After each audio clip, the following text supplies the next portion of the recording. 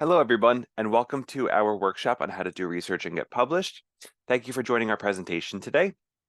We're going to be focusing on what it takes to get published in an academic journal, specifically on how to select the right journal for your manuscript. We will guide you through the process of publishing, including what you can do to increase the chances of having your paper published, the timeline, and more. To get us kickstarted, I'd like to introduce you to our team. Jessica Offenberger is a publishing editor on the STM Journal's editorial team. She manages a range of science and medicine journals, working with editors and societies to develop new strategies and problem solve.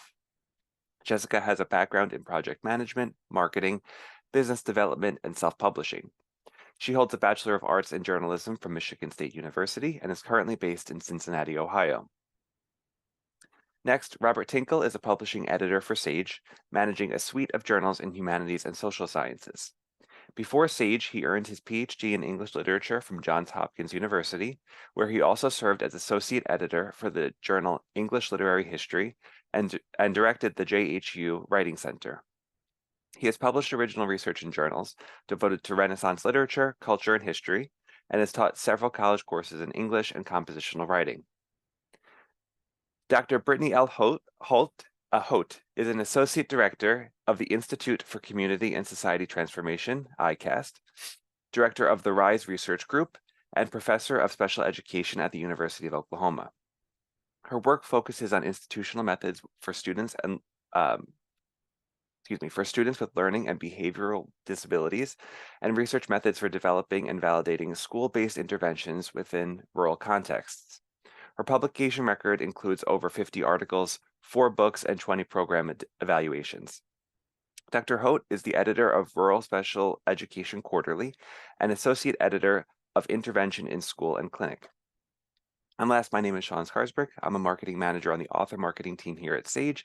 My role is devoted to help early career researchers get published and start off as peer reviewers. I am based out of New York. Today, please feel free to send us your questions throughout the webinar. You'll see at the Q&A function at the bottom of your screen. Feel free to upvote anything there that you think is particularly important that we should focus on. And now, in front of you, you'll see a chart which illustrates the timeline of a typical author journey, moving from the early stages of securing funding and conducting research all the way through peer review and publication. In today's call, we'll cover the process of how to choose a journal for your manuscript. And with that, I will pass this off to Brittany.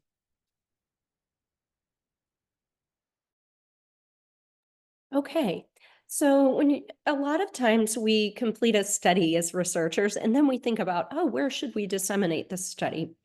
I think one thing that's been helpful to our team is to think about at the conceptualization of the study, how are we going to disseminate these findings? Who is our target audience? Where have others in our field published similar work where this work would add and be of benefit to the readership? How significant is the message? What type of study is this? Are we looking at a theory building type of study, or are we doing basic or applied research? Are we doing translational research? And then figure out how that impacts who we want to reach. And is that going to be a researcher audience, a practitioner audience, or even a policy audience? And that will affect how we conceptualize the overall study. It's the missing piece that needs to be in front rather than a back-end decision.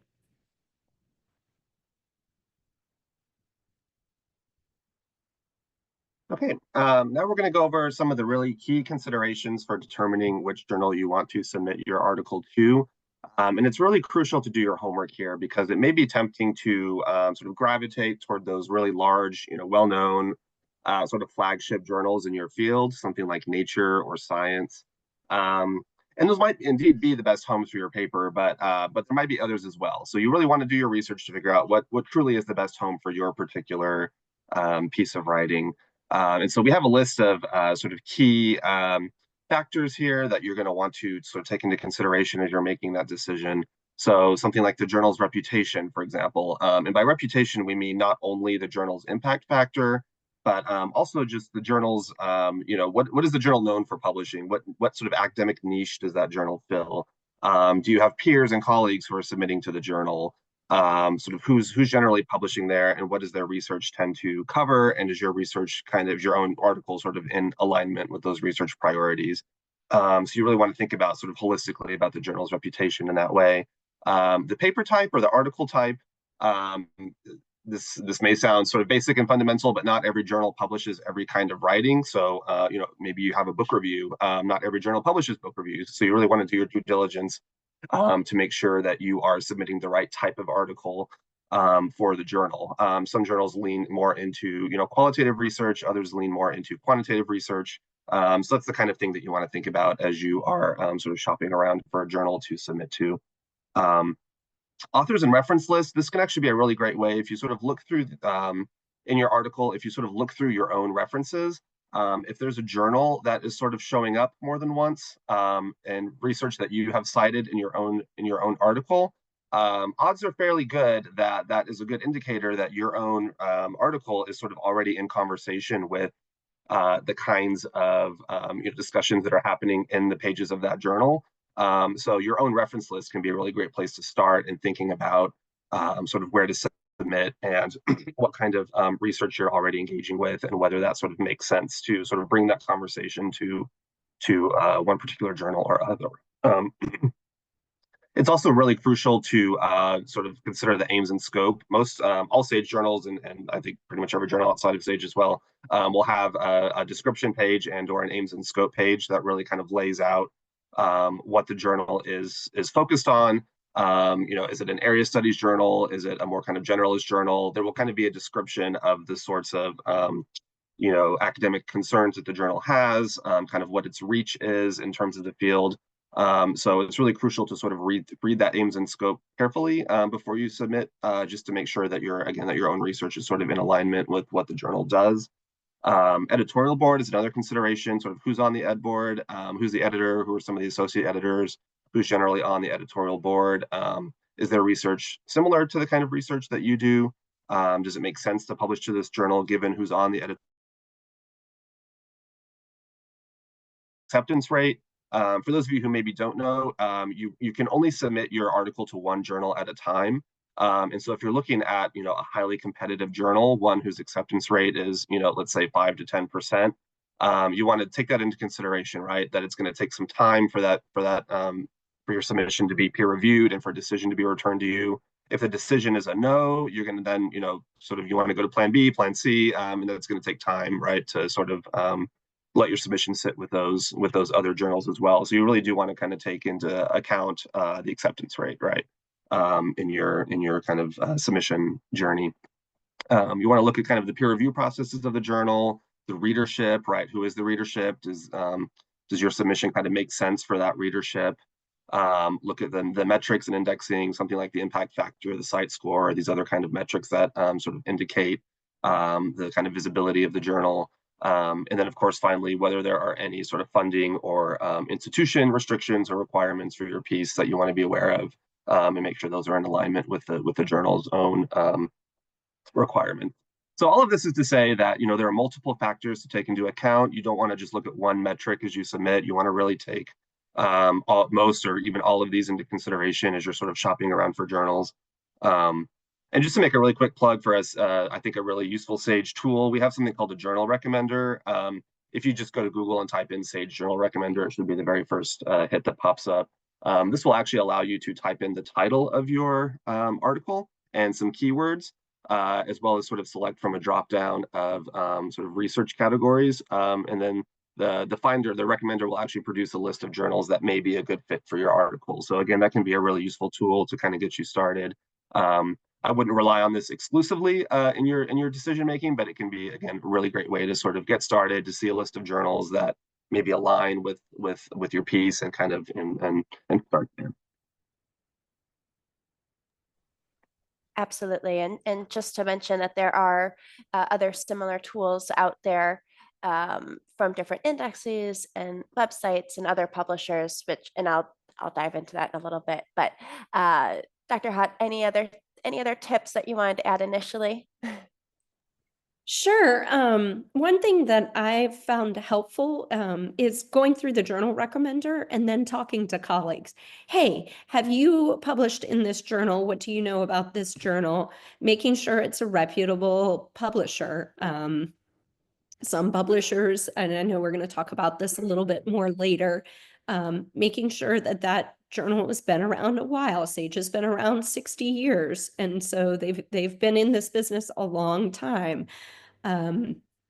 Making sure that you know the journal specifications. If you've written a qualitative study that's 60 pages and there's no way of cutting that or getting it in 2 articles, you don't want to publish in a journal that has a 20-page maximum. And so really starting to read through what the journal requirements are to start making that decision. Thank you.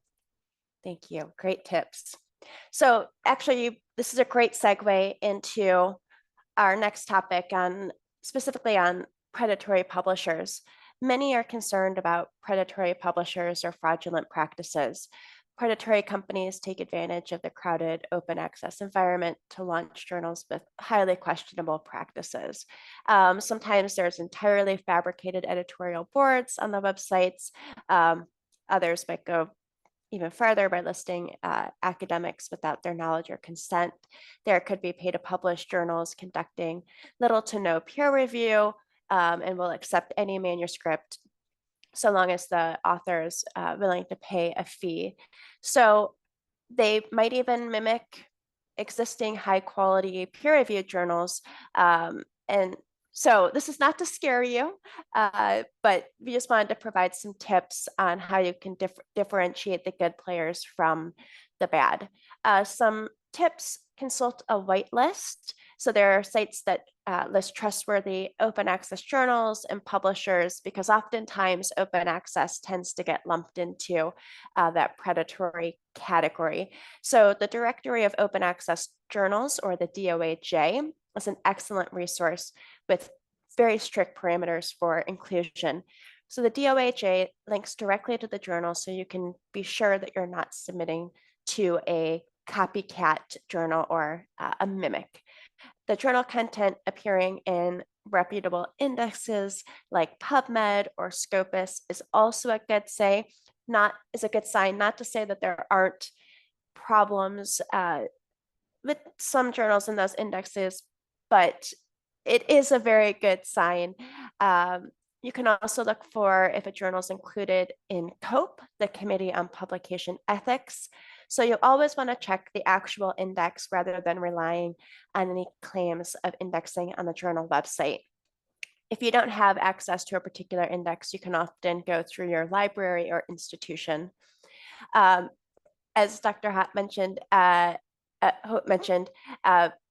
looking at the publisher that is linked with the journal. So if you already know and trust the publisher like Sage and want to submit to one of the titles, that's a great way to identify content. If you have any concerns, you can also contact the journal editorial office or the publisher directly from the journal website. You can verify that contact information. And if it's not easily identifiable, well, that's probably a red flag. Verifying the editorial board is a great way to double check things. So look for editorial board members' credentials online, and you should be able to see their listing on their institution website as well, or their faculty page at their institution or organization. And when in doubt, you can always contact them to confirm their board membership. If you're thinking about open access content specifically, you can look at the license. So Creative Commons licenses allow content to be shared, reused, and adapted as much as possible while still maintaining the correct attribution. So these and similar licenses have become an industry standard for open access, and most predatory publishers don't actually use them.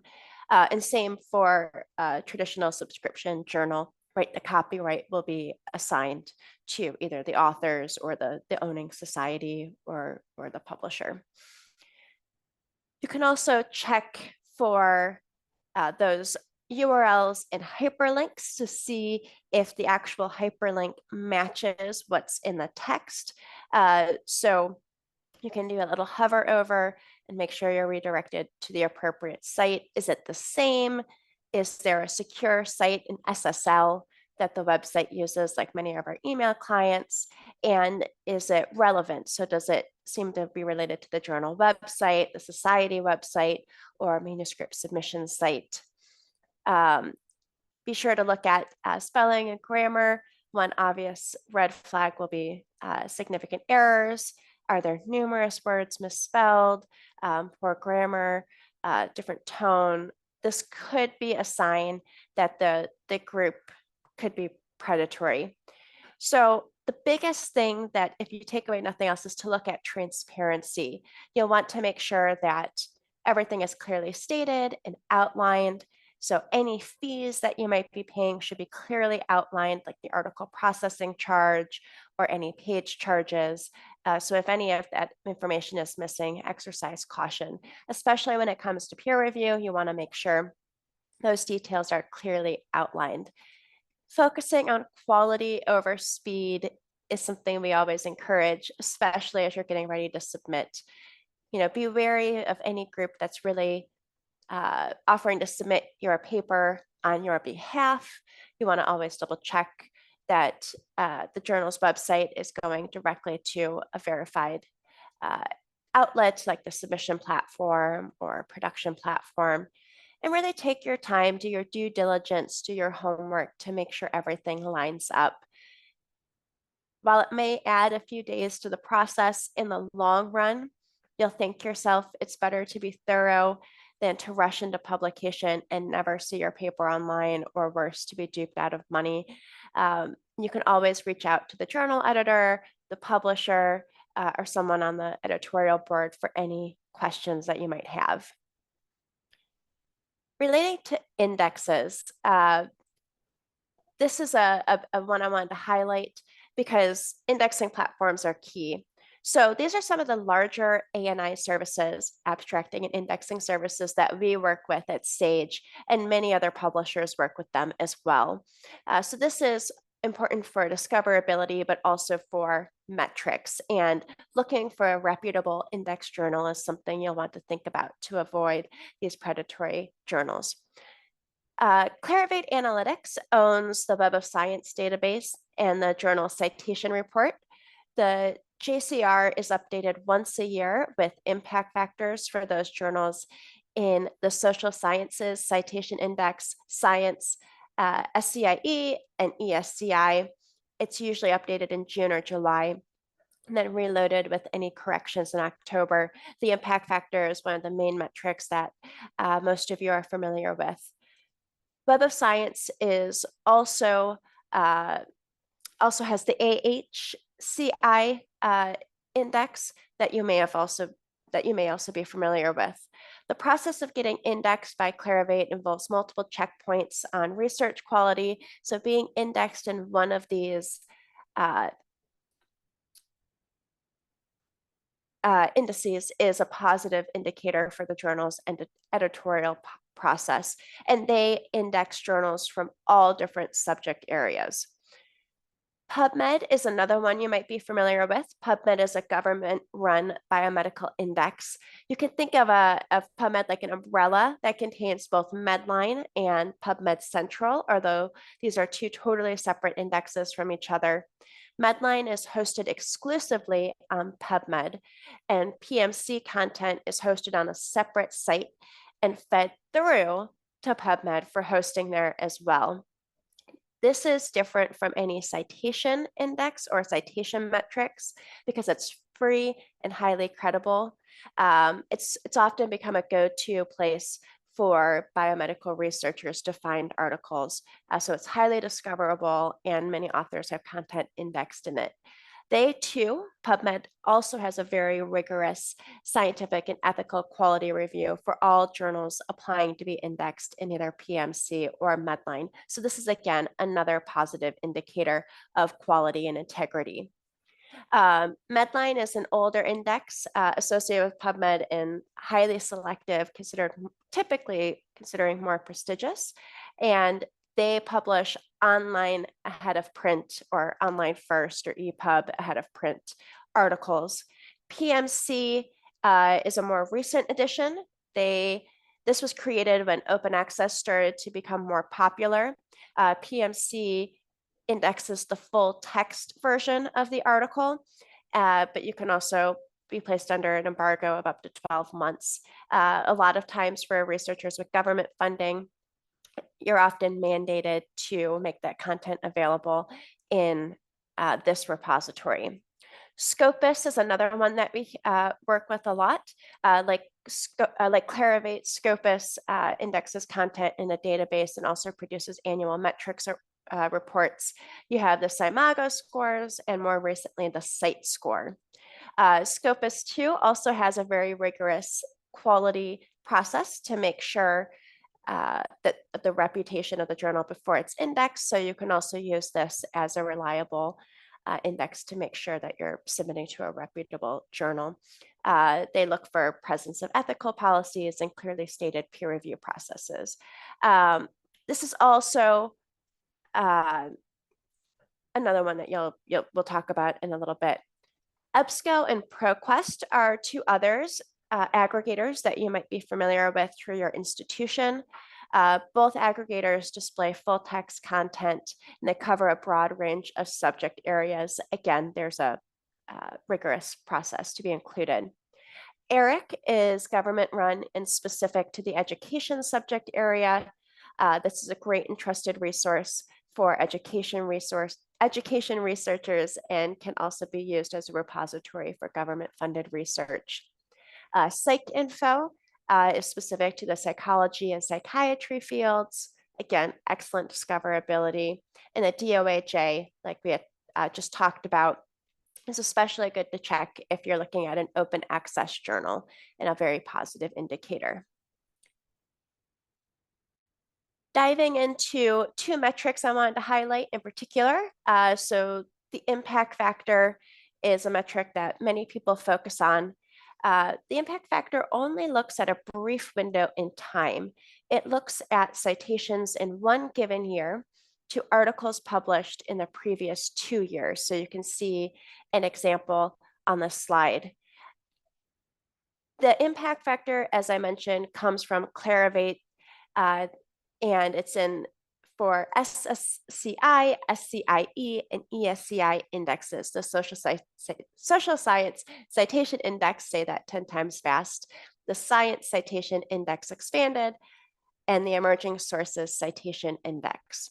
The impact factor is just one of many metrics to take into consideration when selecting a journal. Just because you would publish in a high impact journal does not necessarily mean your research will be highly cited. So as we had been talking about, you need to think about who your target audience is, who is reading your article, how it will be used, and how and when it will be cited. Plus, as many of us know, not all research is cited right away. It may take time for citations to accrue and not count in that impact factor window. CITE score is another metric that I wanted to focus on. And this just looks at, again, citations to articles published in a set given number of years, looking at publications in another given set of years. So you can see an example here, citations to articles published in 2018 to 2021 to articles published in 2018 to 2021. So another metric that you can take into consideration as you're looking at journals.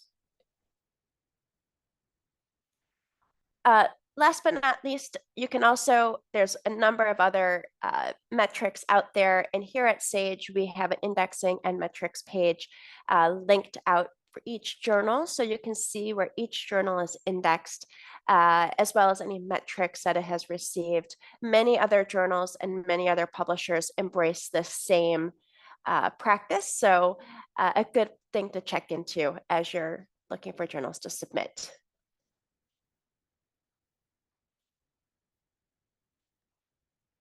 Okay, now we're going to talk a little bit about open access.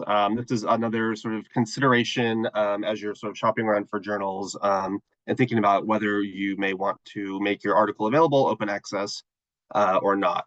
For those of you who might be new to this, open access essentially just means there is no paywall on your article, so anybody can sort of access your article, even in a subscription journal that would normally sort of come with a subscription cost. Individual articles within those journals can be made open access, and there are also open access journals. So we'll go over some of that in more detail. Sage is proud to have been a founding board member of the Open Access Scholarly Publishing Association in 2008. And in 2010, we launched Sage Open, which is the first open access journal to really publish in the full spectrum of social and behavioral science content. Fast forward to today, we now publish over 200 what's called gold open access journals. This just means that the journal publishes fully all of its research open access, and that the research will be sort of continue to be available open access in perpetuity. We also currently have 52 active open access publishing agreements with different consortia all across the globe, and this is something that we continue to work on, so you'll probably see that number continuing to go up in coming years. And just a sort of quick note too that open access take up in our longest standing agreement with the Dutch University VSNU is at a whopping 95%.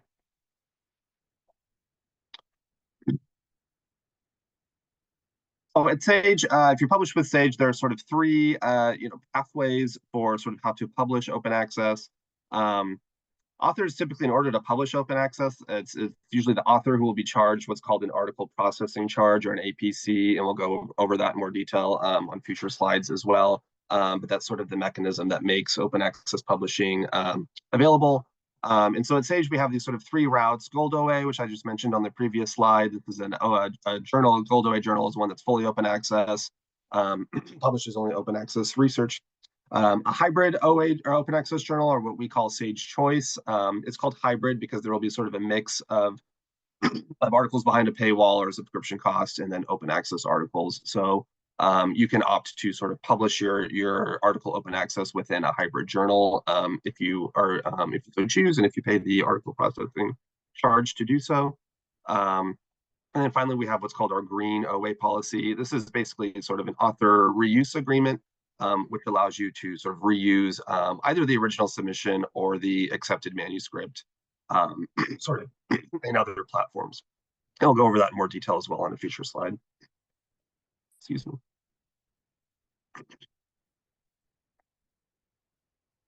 Oh, I think we may have lost the slides. Sorry, slides are reloading. We could just Okay. keep talking and I'll share them in a minute. Sure.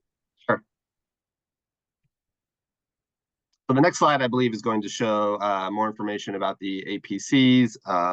Again, that stands for article processing charge, and that's just a fee that is charged to enable the article to be made open access upon publication. The actual charge will really vary by publication. So it's if you're considering making your article available open access, you'll want to sort of consult the webpage of the particular journal just to sort of verify what that APC charge might be for that journal. In terms of when, typically, at least for a Gold OA journal, that APC will be made payable after acceptance. Here we go. But before publication, and I believe in a sort of hybrid journal, there are options to sort of retroactively make your article available open access. So your article might be published, and if you sort of decide later, oh, I'd actually like this to be available open access, I think in a lot of cases, or you can sort of go back, and as long as you pay the APC, you can sort of then, in a sense, retroactively make the article available open access. What does that cost cover? Well, it covers all of the cost of publication, including our peer review systems, everything that happens kind of on the production end, like copy editing, typesetting, and then finally accessibly hosting that article online in perpetuity. So again, the APC is sort of what makes the open access publishing model sort of available. Fortunately, there are, I think, abundant discounts and waivers that are available as far as sort of covering that article processing charge.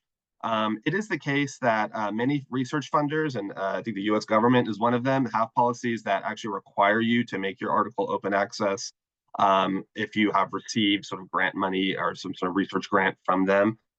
Fortunately, in those cases, the open access publishing fees, or APCs, will sort of there will be a stipulation within the research grant for those to be covered.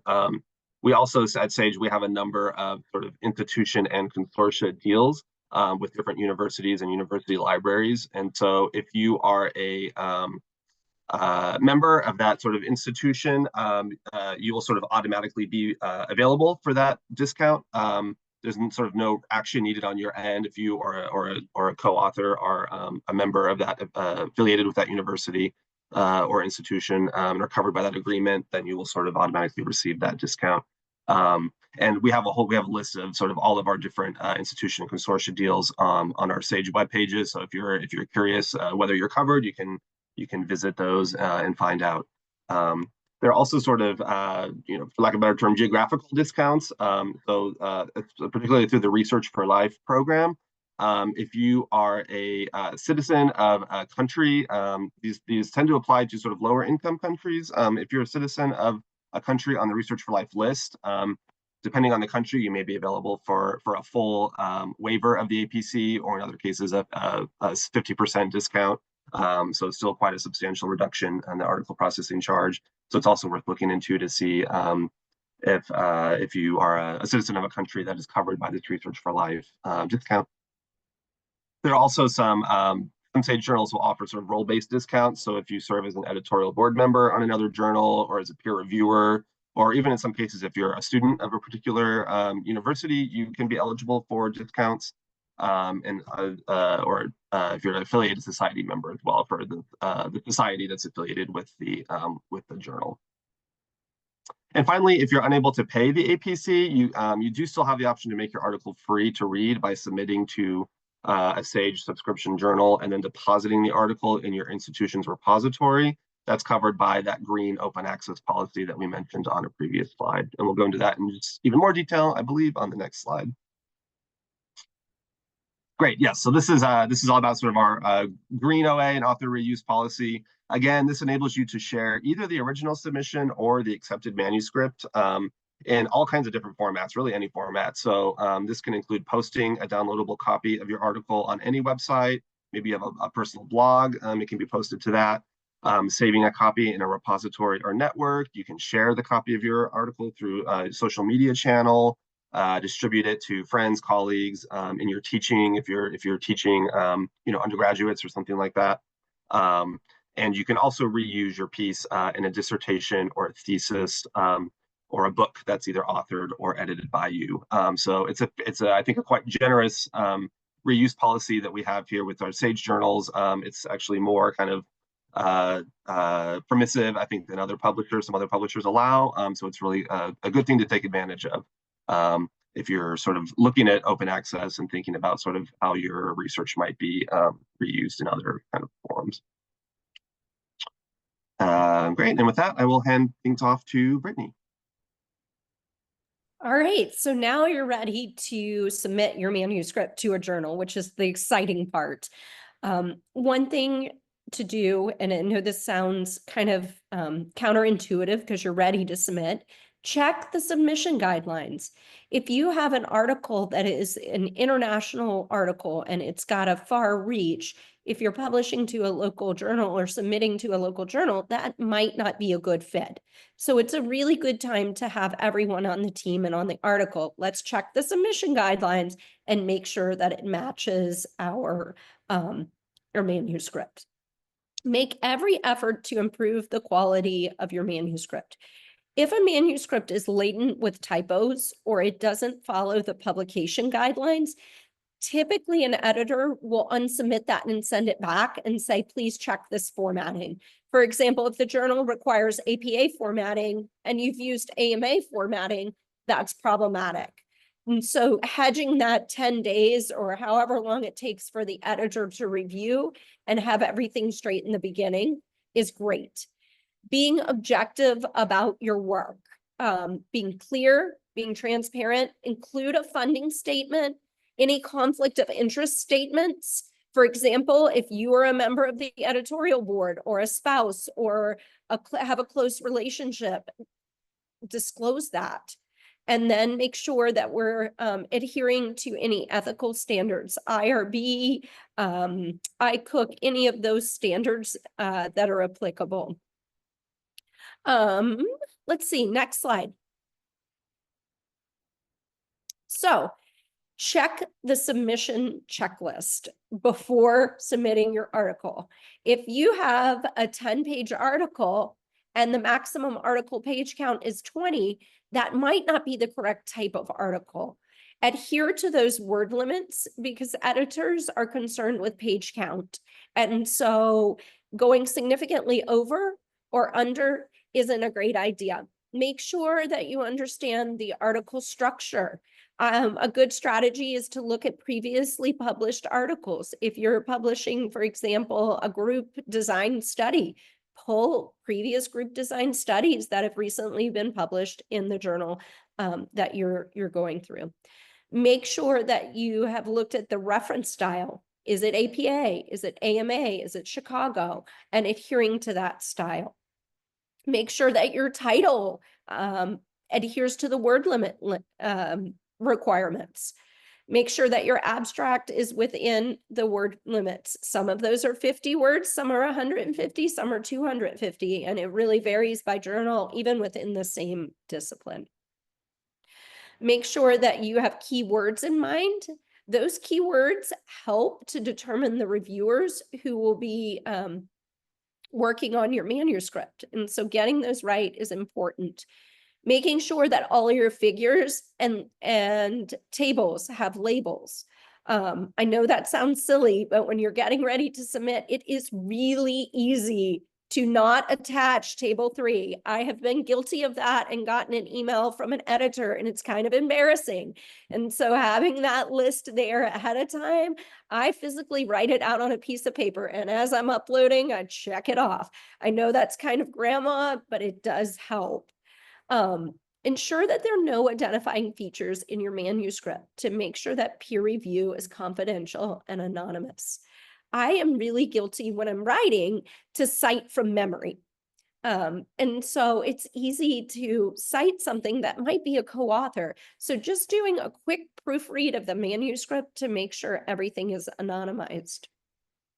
If you are a new writer, you're a recent graduate or a PhD or just a developmental approach, make sure that consulting editing services or peers as needed prior to submission is a great idea. Prepare a cover letter, have that ready to go.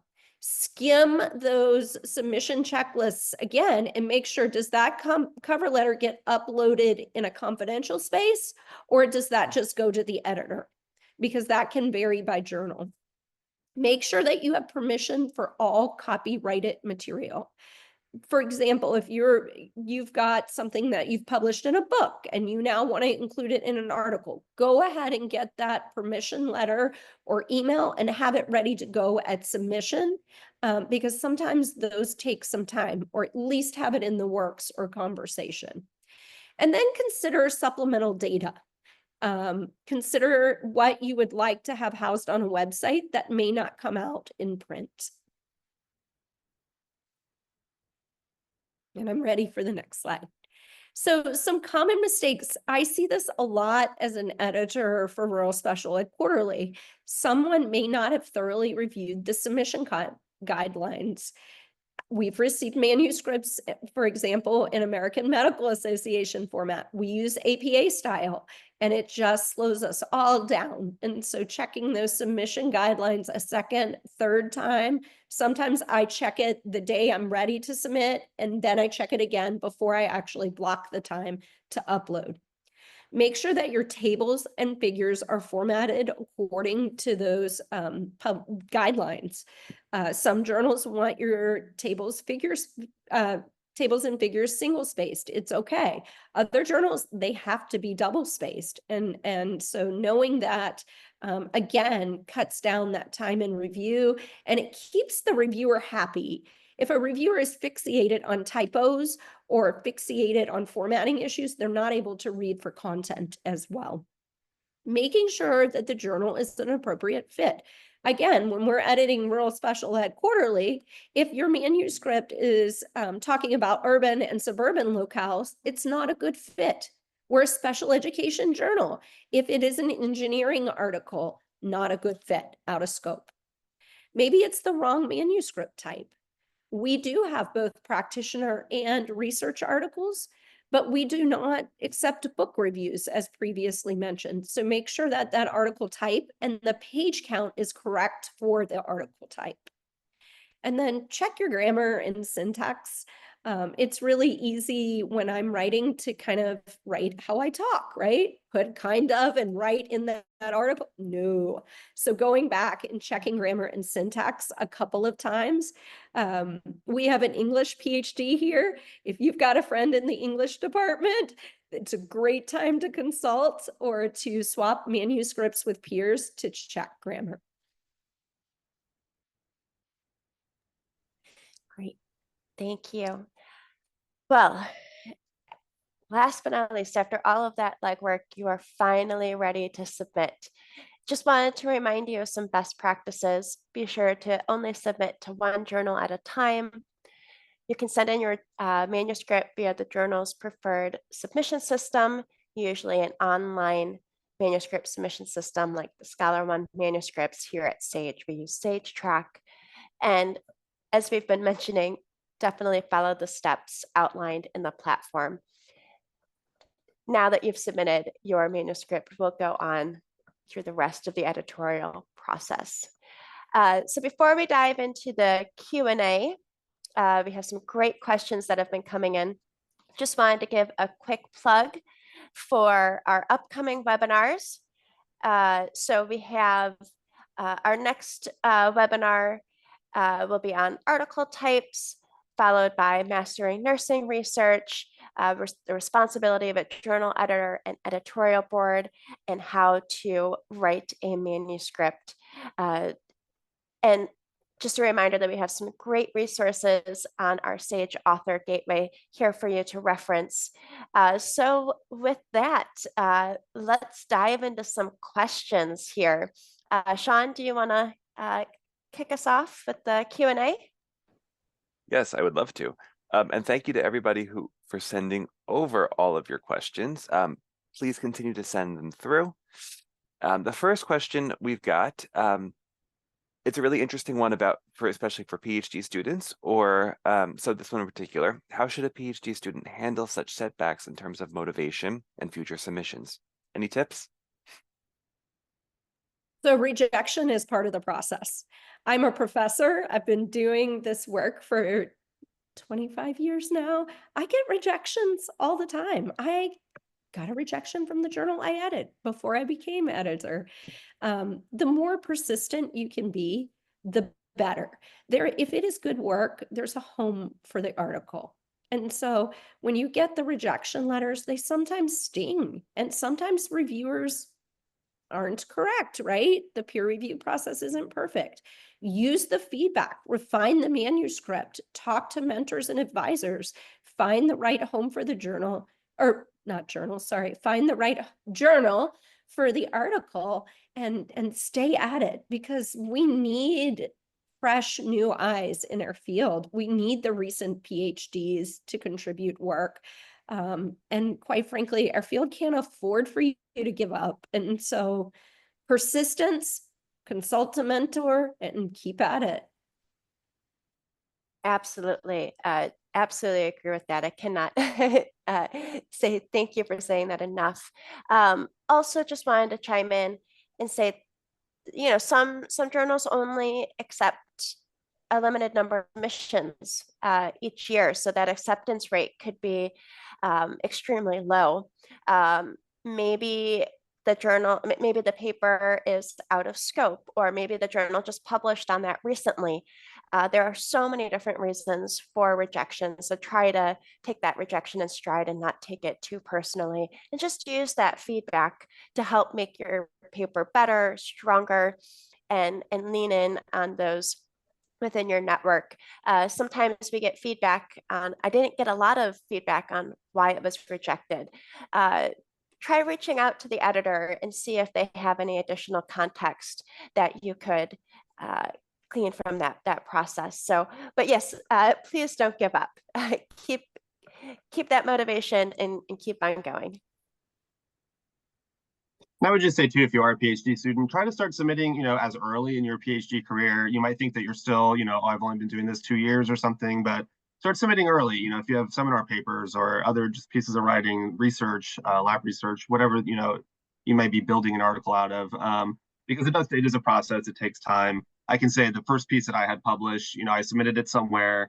The editor got back and said, I think this is like a really promising piece of research, but it's just not the right fit for this journal. Recommended another journal. I went to that journal. I saw that journal, only published 3 issues a year, and 2 of those 3 issues were always special issues. So that just brought down the chances of getting, my piece published even lower if it didn't sort of fit into that special issue topic. So then I went to a third journal, and then that journal finally did accept the piece. So it's, that process can drag out over, a year and a half, 2 years even, when you're sort of submitting to multiple journals. So it's important, as everybody's been saying, just be persistent, keep adding, give yourself time to sort of, to move through the process and to sort of submit to multiple journals before you finally find the right home for your piece. And just sort of don't let that discourage you. Everybody goes through it. And, it's rare that you have an article just outright accepted or everything that you submit gets accepted. It happens to almost no one. So just, be encouraged that, it's just persistence and time, and get started as early as you can and get the practice. Thank you all. I think that's really great advice to everybody. Keep at it. It's not easy always, but it's always worth it. We've got another question here, also from the perspective of an early career researcher. And it's a really interesting one about choosing the right journal at the right time. So somebody wrote, they often feel torn between choosing a top tier journal that may have a long wait time and a higher chance of rejection versus a journal that might be more specific, more niche, has a quicker turnaround, but perhaps less distribution. And this could impact their career progression and their citation rates. This is a really tricky one. And where exactly do you find the balance? Do you have any tips or any advice on this?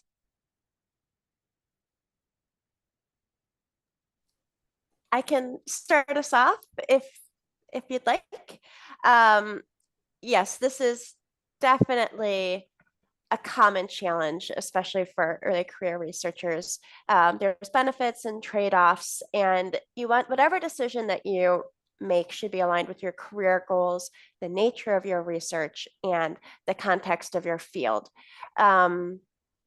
So you also might want to consider the stage of your career, right? So niche publications can help build that credibility in your specific field, can help establish you as a domain expert. But if your career goals emphasize securing a postdoc grant or tenure track position, you'll want to prioritize at least one strong paper in a top tier journal. But as Robert mentioned, really just start submitting, start building up that repertoire, start building up your publication list, because you might find, I don't want to say quicker, but you might find more success in a more niche journal, and are able to start building your reputation. And that will also help you establish collaborations later on that might lead into some of these other topics that might be more of interest to a top tier journal. Top tier journals can also have a longer turnaround time potentially to getting published. So you also want to balance the impact versus timeliness. Do you have a deadline by which you need to submit for either your funder, or maybe it's your dissertation, or your institution has a requirement?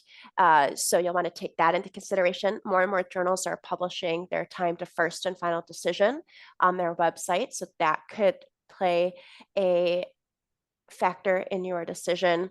And you could also consider a preprint server too, as a potential outlet. So that to say, I wish we had one clear-cut answer on on which you should choose.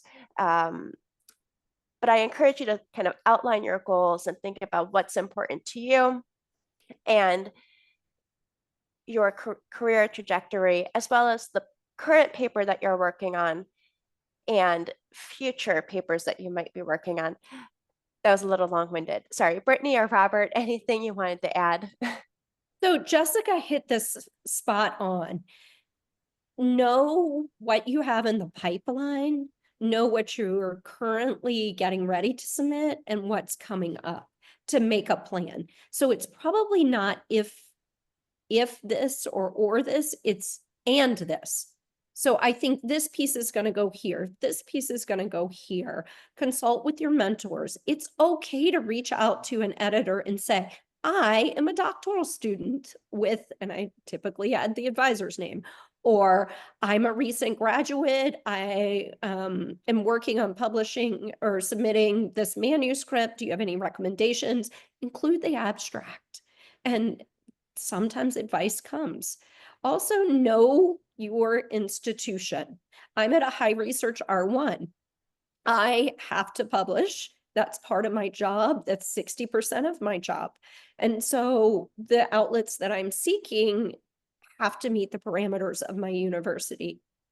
There may be universities that there are, not maybe you're at a university that's teaching focused. And so disseminating practitioner articles is really important and service to the field. That's what is of value to the institution. Then you're going to target those type of outlets. And so having that balance, and like Jessica said, I'm also being long-winded, have a plan. Know where you're going to be in 3 and 5 years. I'm working on this study. I'm working on this grant proposal. I have this in the pipeline. Here are my dates and times. And then sometimes look at the online first. If it's a niche journal and they have 95 articles in online first, that journal may have a backlog. Whereas you may see another journal, whoa, they've only got 8 articles in online first. They may be seeking more manuscript submissions. So all of those things kind of play in, and the answer is, it depends.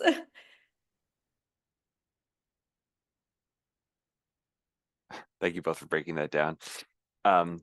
Yeah, lots of factors to consider for sure. I've got one more question here. And this one, Brittany, you already talked about it a bit, so I'm curious, Jessica, Robert, maybe you have some insights on it as well. And this one is about, the question is, what factors should I consider to ensure my publication reaches an international audience, especially given my focus on narratives from underrepresented regions? Brittany already mentioned a little bit. It's important that you don't submit to a very local journal if your article is very international, very global. I'm thinking more critically about that. But Jessica, Robert, is there anything else that you'd like to flesh out on this question?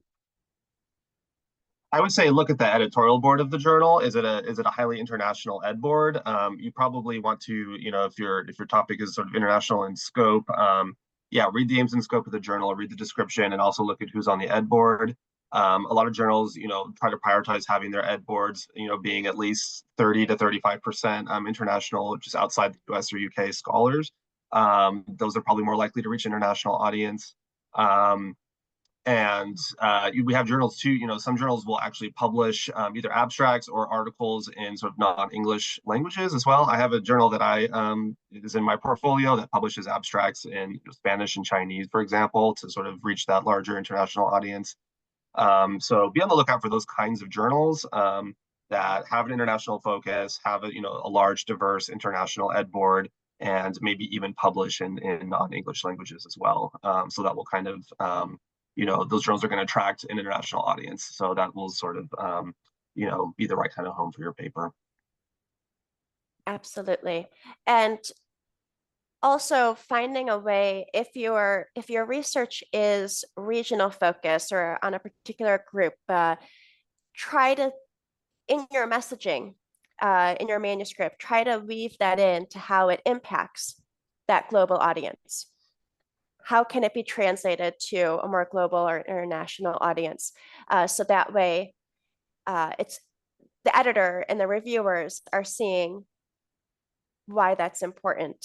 Some other things that you could be thinking about, you could look for journals that might publish interdisciplinary work. They often have a wider readership, so that might be something worth exploring.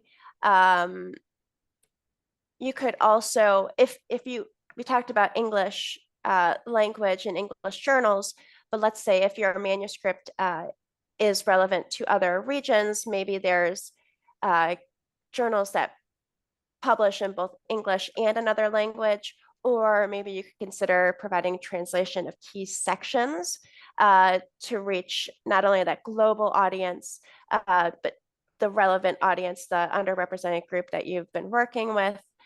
Maybe that's something worth exploring. And then, sorry, backtracking, one thing I forgot. So if you're tying your research to highlight its relevance to a global audience, you could also look at comparative context, so comparing your findings to global or cross-regional perspectives. That could be another way to define that global relevance.